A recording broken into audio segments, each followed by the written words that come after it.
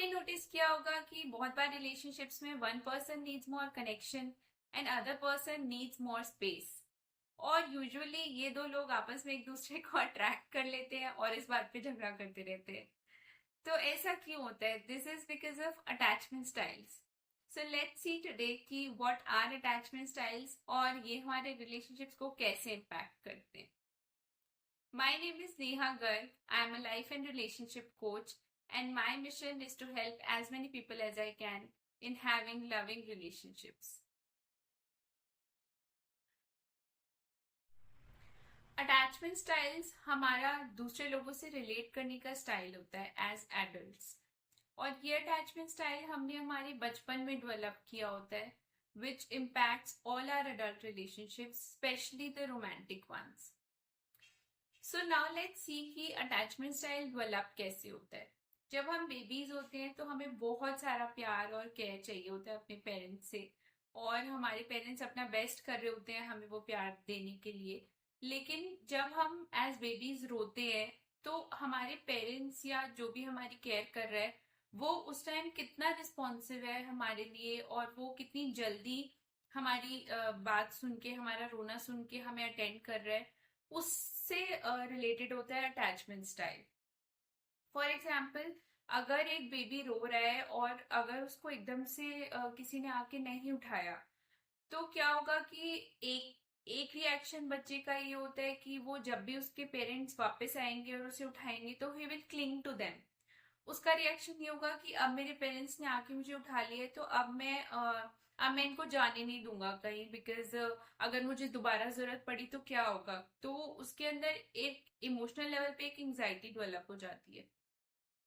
Now दूसरे cases में एक और बच्चे का रिएक्शन जिसके पेरेंट्स बहुत ही कम अवेलेबल होते हैं, या तो वो वर्किंग है या फिर उनके कोई और इश्यूज हैं, जिसके पेरेंट्स बहुत कम अवेलेबल होते हैं उसकी नीड्स को मीट करने के लिए, उस बच्चे का ये रिएक्शन होता है कि वो धीरे धीरे अपने पेरेंट्स से थोड़ा डिटैच होने लग जाता है। जब उसके पेरेंट्स आके उसको उठाते हैं तो उस बच्चे का रिएक्शन ये होता है कि उसे लगता है कि वो अपने आप को ही तो संभाल ही रहा है, तो फिर वो अपने पेरेंट्स से रिजेक्टेड फील करता है और उनसे थोड़ा थोड़ा डिटैच हो जाता है।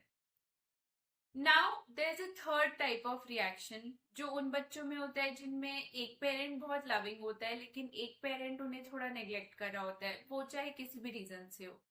जब ऐसा होता है तो बच्चे के मन में एक कंफ्यूजन डेवलप हो जाती है। नाउ वो जो बच्चे होते हैं जिनके अंदर कंफ्यूजन डेवलप हो जाती है उनके इमोशंस बहुत डिसऑर्गेनाइज हो जाते हैं। So these are the three ways जिसमें बच्चा रिएक्ट करता है। अब जो पहला वे है जिसमें बच्चा क्लिंग करता है उसको हम एंग्शियस अटैचमेंट स्टाइल कहते हैं। एंग्शियस अटैचमेंट स्टाइल में हम अपने पार्टनर्स से बहुत क्लोजनेस चाहते हैं, हम चाहते हैं कि वो हमेशा हमारे पास रहें, हमें उन्हें खोने का डर होता है, हमें ऐसा लगता है कि कहीं वो हमसे दूर ना चले जाएं, और हम अपनी नीड सप्रेस करने लगते हैं ताकि हम उन्हें खुश रख सकें और वो हमारे पास रहें। ना दो जो दूसरा अटैचमेंट स्टाइल है जिस केस में बच्चे ने रिजेक्टेड फील किया और अपने आप का ध्यान रखना सीख लिया, वो अवॉइडेंट अटैचमेंट स्टाइल होता है। अवॉइडेंट अटैचमेंट स्टाइल में क्या होता है कि वो थोड़े हाइपर इंडिपेंडेंट बन जाते हैं, उन्हें लगता है कि हम खुद ही संभाल लेंगे खुद को।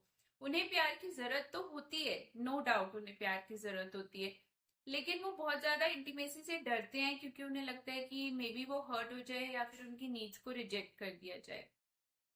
जो अवॉइडेंट्स होते हैं वो लोग होते हैं जिन्हें बहुत स्पेस चाहिए होता है रिलेशनशिप्स में, क्योंकि वो उस स्पेस में कंफर्टेबल फील करते हैं, वो उनका इमोशनल कंफर्ट जोन होता है वो स्पेस।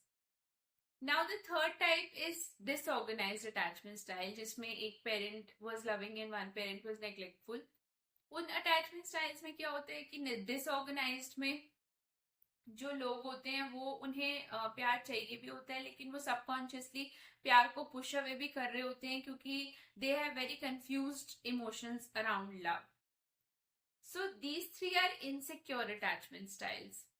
ये हमारा अटैचमेंट स्टाइल वैसे प्रीडोमिनेटली कोई एक होता है, लेकिन depending on who our partner is and जो भी हमारे लाइफ के एक्सपीरियंसेस रहे हैं, हमारे अटैचमेंट स्टाइल्स थोड़े डिफर भी कर सकते हैं।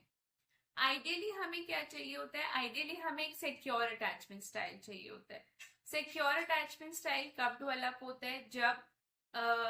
जब उस बच्चे के लिए उसके पेरेंट्स हमेशा अवेलेबल थे। जब भी उसे जरूरत थी तो वो उसके लिए अवेलेबल थे। और जब भी उसको बड़ा होके थोड़ा स्पेस लेके खुद की पर्सनैलिटी डेवलप करनी थी तो वो उन्होंने उसको वो स्पेस भी दिया। तो इससे वो सिक्योर अटैचमेंट स्टाइल डेवलप होता है कि उन्हें लगता है कि हमें जब हमारे पेरेंट्स की या फिर हमारे पार्टनर की जरूरत होगी तो वो हमारे पास होंगे। और वो नॉर्मली स्पेस लेने में भी उन्हें कंफर्टेबल फील होता है। सो आइडियली हमें हमें सिक्योर अटैचमेंट स्टाइल जब हमारा डेवलप हो जाता है तो फिर हम अपने रिलेशनशिप्स में बहुत खुश रहते हैं। पर it's totally okay to have an insecure attachment styles, जो कि बहुत लोगों का होता है। And it's totally possible to heal your attachment style, ताकि आप अपने रिलेशनशिप में बहुत ही हेल्दी तरीके से फ्रीडम और कनेक्शन का बैलेंस बना पाए और एक दूसरे के साथ खुश रह पाए। This is a very broad topic, and I'll keep making more videos on separate attachment styles and how to heal them. So stay tuned and subscribe to my channel. See you.